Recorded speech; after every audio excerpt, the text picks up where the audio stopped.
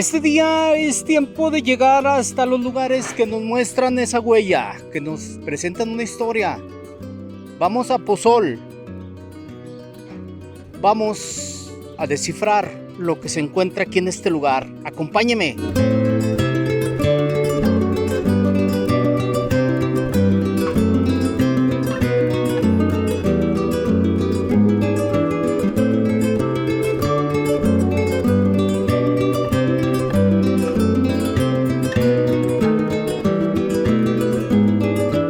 Justamente con el cronista de este lugar, La Purísima. La Purísima, yo recuerdo hace muchos años que nosotros cruzábamos por aquí para ir a Guadalajara y pues era una carretera muy angosta y era muchos autobuses y muchos carros. Yo no sé de dónde salía tanto y cruzábamos por aquí justamente. Era unos puestecitos que te vendían algunas cosas, incluso burritos también, aquí vendían burritos. Pero bueno, hoy regresamos a hacer un reportaje. Aquí hay una hacienda, ex hacienda, que yo no sabía que en Zacatecas teníamos esto que se dedicaba justamente a la producción. En Colombia le dicen agua panela, aquí lo conocemos como dulce piloncillo. Gracias a mi artista, él es mi artista favorito, mi artista plástico, Pablo Chávez Román. Yo lo estimo mucho a mi artista porque él es el que me adornó el Bonam que ustedes ven siempre así muy bonito. Él es el autor. Pablito Chávez nos invitó para acá y aquí andamos. Pablo, muchas gracias. No, gracias a ustedes, Cheque, por bueno, más que nada por venir aquí a ver al maestro Don Toribio, ¿verdad?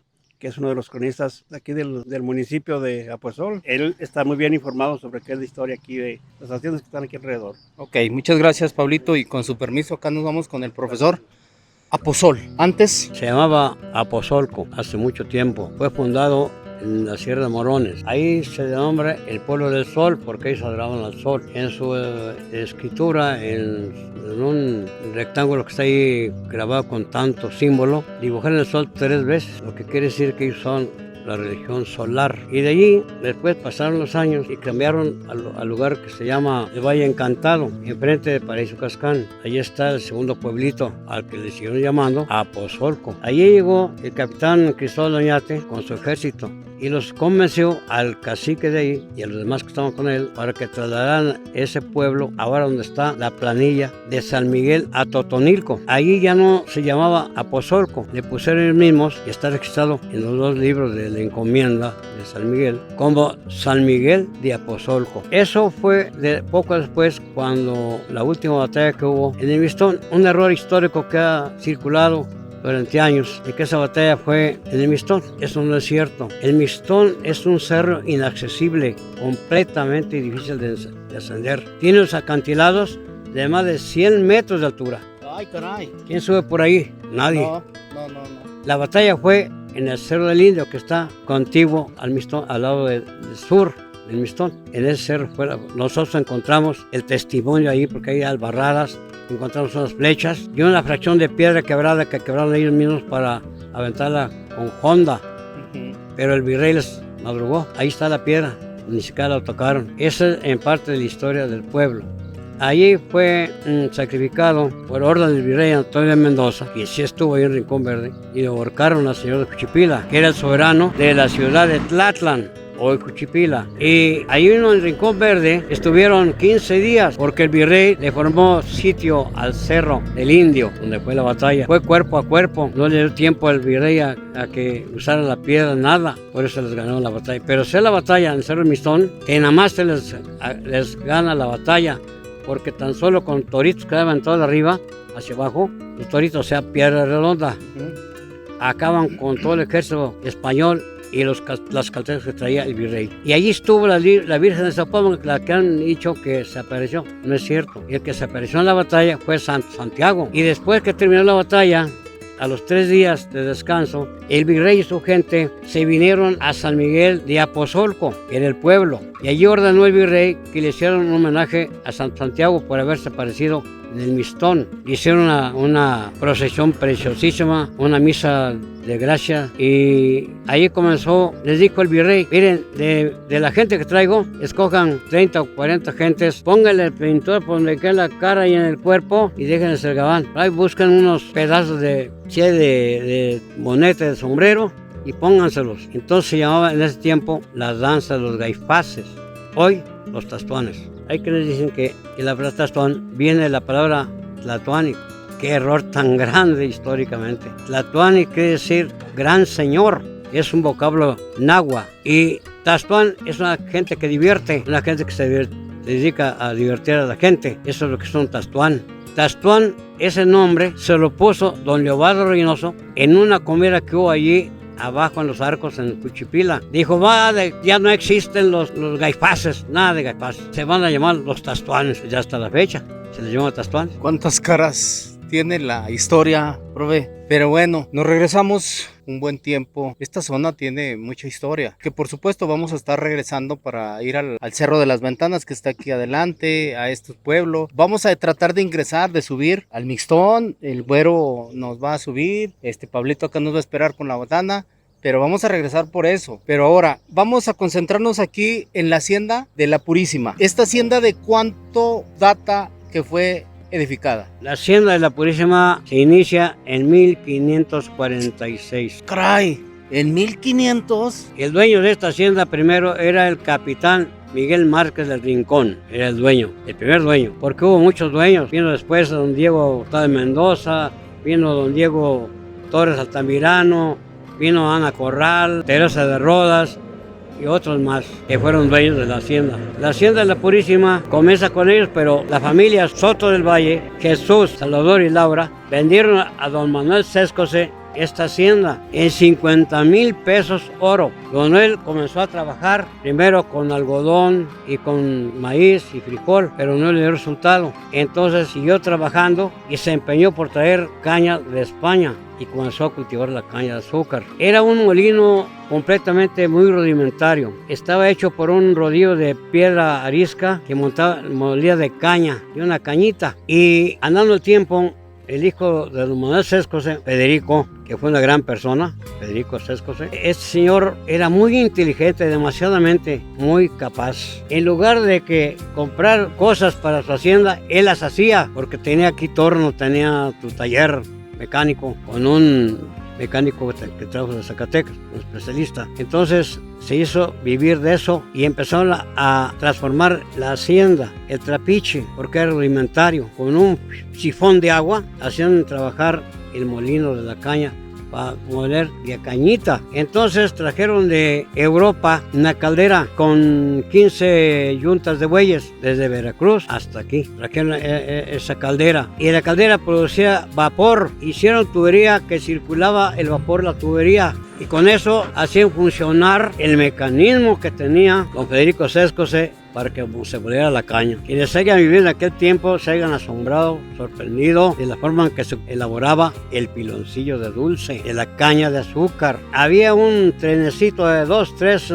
carritos que usaban ya con tarritos abajo y los pasaban donde estaba la enfriadora, donde estaba el caldo color canela del piloncillo. Y abrían la llavita, caía aquello y con un rodillito de madera lo extendían en los carritos y ahí pasaban a las bodegas a descargar el dulce. Era emocionante ver aquella maquinaria que se alimentaba del vapor de agua de toda la tubería. ¿Quién fue el último dueño de la hacienda? El último dueño de la hacienda fue el hijo de don Federico Sescose, Federiquillo, que hoy vive en Guadalajara. Pero fue tan flojo, tan indolente, que dejándole su padre todo el mecanismo en la fábrica para que siguiera trabajando, no lo hizo. Se dedicó mejor a vender las huertas a 1,000 pesos y vender toda la tubería, todo lo que había adentro. Y quedó la fábrica escueta.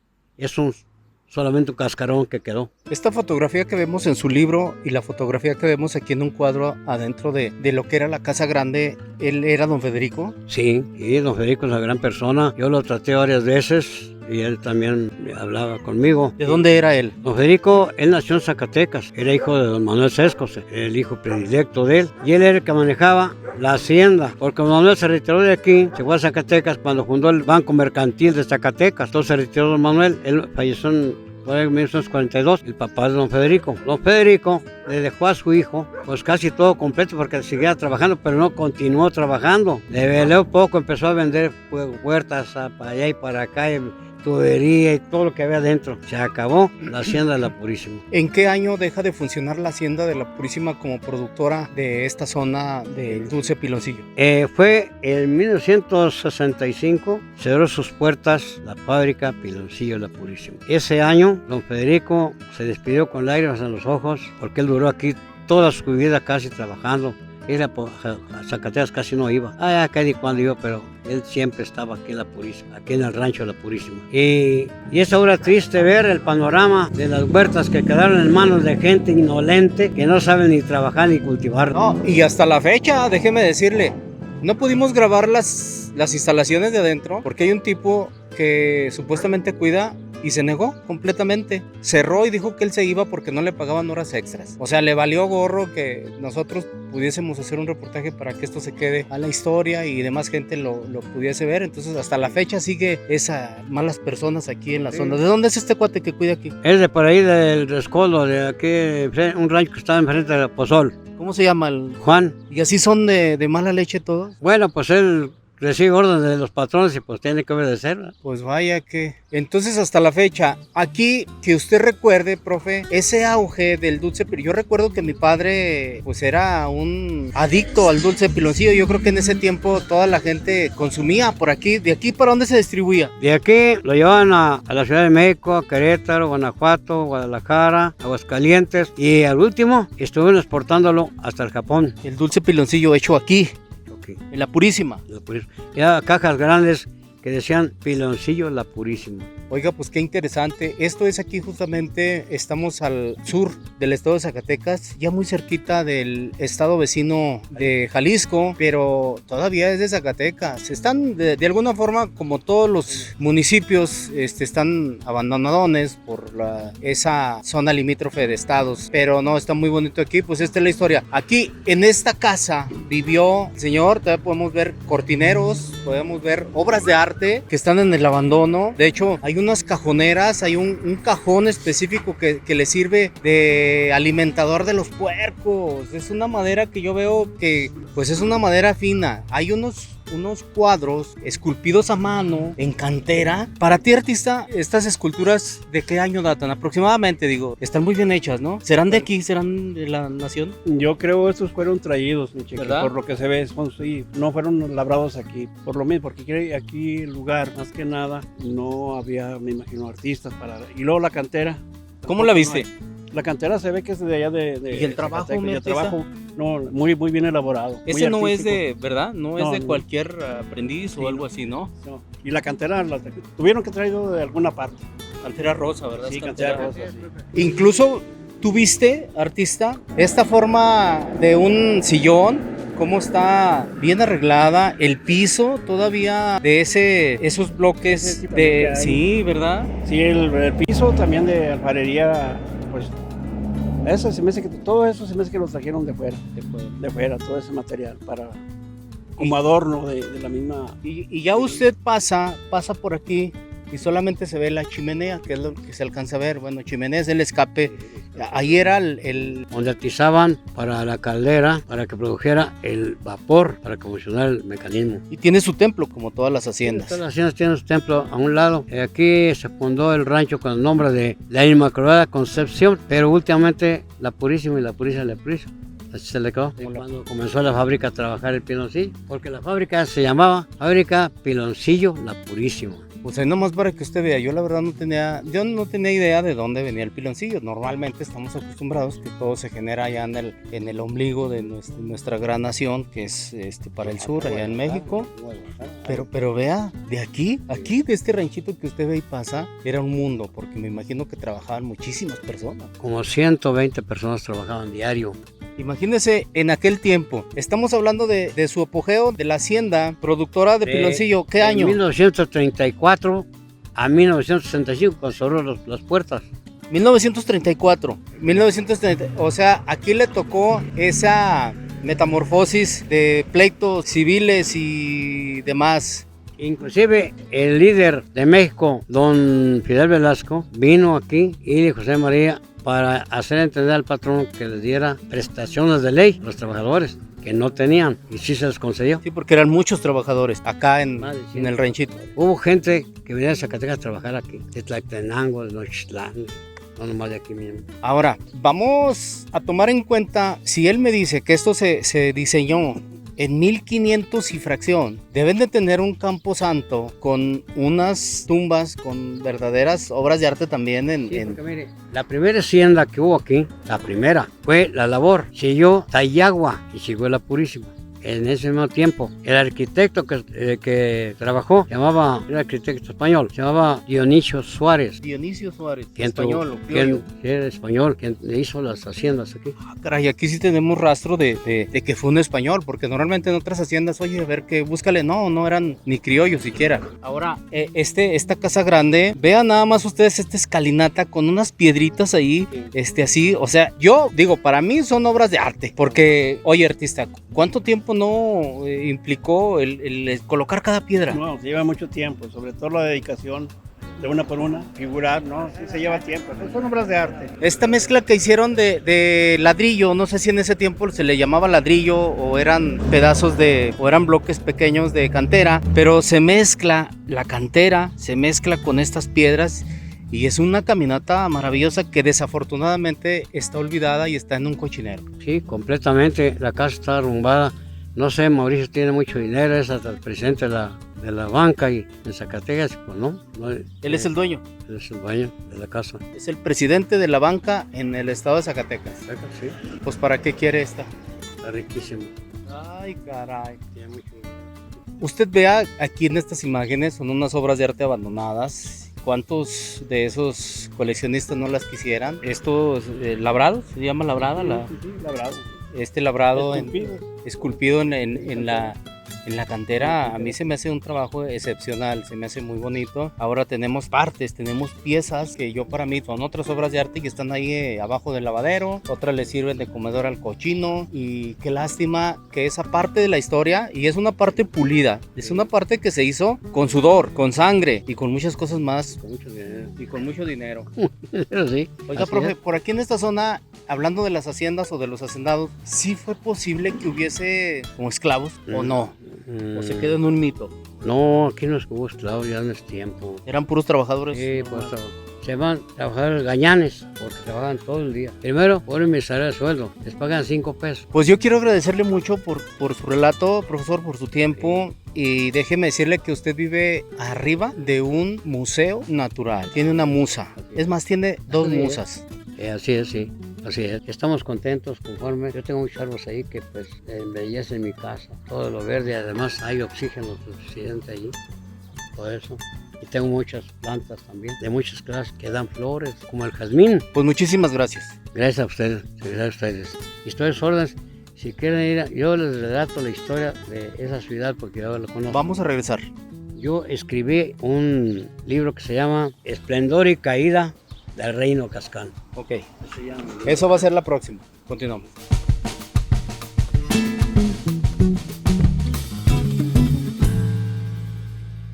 Pues esto termina y vamos a seguir adelante, güey. Claro que sí, ¿no? Pues primero ya para darles las gracias que siguen nuestro canal de aquí de Testigos Nocturnos de Micheques y Fuentes. Y pues no dejen dar like y compártanlo con las otras personas para que vean y descubrir más cosas aquí con Micheque. Gracias. Muchas gracias, Pablito. Gracias, mi artista favorito, Pablo Chávez Román, artista plástico de Guadalupe, Zacatecas. Muchas gracias por invitarnos. No, pues gracias a usted, Cheque, gracias por andar, buscando todo ese tipo de información sobre lo que es la historia. E invitamos a todas las gentes que le den like aquí al programa, ¿verdad? Es muy interesante. Muchas gracias, mi Cheque. Mi nombre, Ezequiel Cifuentes Hernández, y esto para En Busca de la Leyenda.